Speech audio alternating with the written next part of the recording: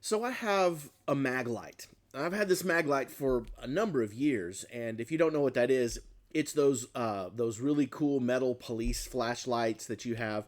They're pretty expensive as flashlights go, and I had this mag light for years. And at the time, I paid pretty good money for it.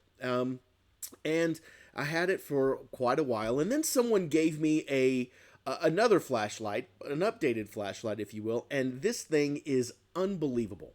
I mean, it. I feel like that the beam can shoot for a mile. I'm pretty sure that if I shined it up at the International Space Station, they would see it. I mean, it's incredible. It's such a cool little flashlight, and it is significantly different in design and everything from my Maglite. And if you were to put the two together, and I have, the Maglite just isn't quite the same. It doesn't have the same power, the same purity, if you will. It doesn't have any of the things. And so I find myself more and more relying on this much different and cheaper flashlight. Now, when we look at the verse here in First John chapter 9, which, by the way, welcome to our walking through the word for today, you see that John uses the term the true light. See, when you shine the two flashlights that I had together, you see which one of them is the much better light, which is the truer light. It's the same thing with Jesus. There have been a number of people that have claimed to be the Messiah, that have claimed to be messengers of God, and yet when you compare them to the truth of Jesus Christ, it's significantly different. It's far more, Jesus is far more bright. And that's what John is saying here, that what you might have seen other lights, but this light is the true light. It is the pure light. Now I said we'd talk a little bit more about light and darkness. When we see the word light here, we need to understand that John, when he uses light, is talking completely pure and good. Everything that is perfect. That's when he says light, he means it. He means it is all things good. It encompasses the meaning of good is light. Contrast that with when he uses the word dark. Dark is lost. It's blind. It's corrupt. It's full of sin. It is dark.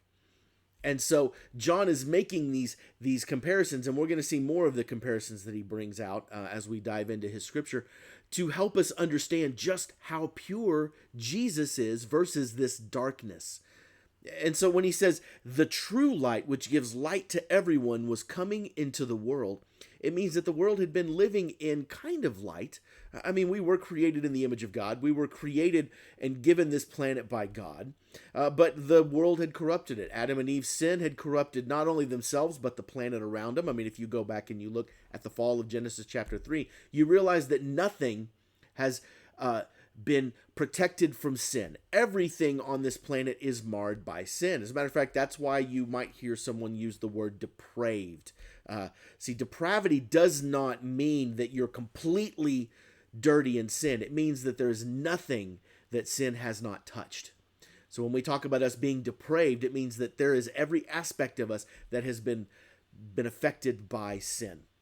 And so this is the true light. No sin, completely pure, 100% beautiful. And when you put him on a world that's using a weaker light, he shines brightly. And really the question is, how do we respond to the bright light that is Jesus? As a matter of fact, in verse 10, we see that he was in this world as this bright light, and the world was made through him. In other words, if anybody could recognize who God is, it should be us. We were created by him, and yet the world did not know him. They missed him. Our original sin in Genesis chapter 3 was not the eating of the fruit. The original sin was trying to be like God. If you read in Genesis 3, that was the serpent's, that was Satan's lure. You won't die. Instead, you will be like God.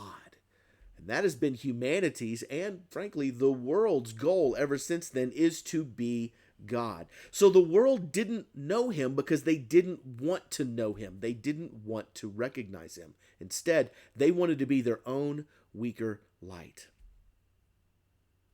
And this is why in the next verse, he came into his own, and his own people didn't receive him.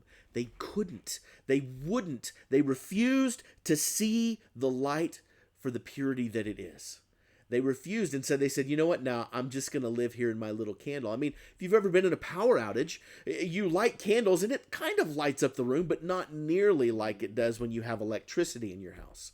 This is the same thing that the world does with Jesus. I'm good, Jesus. I'm going to just go over here with my little match, instead of letting the true light that is the Logos, the Word that is Christ, be the light in us.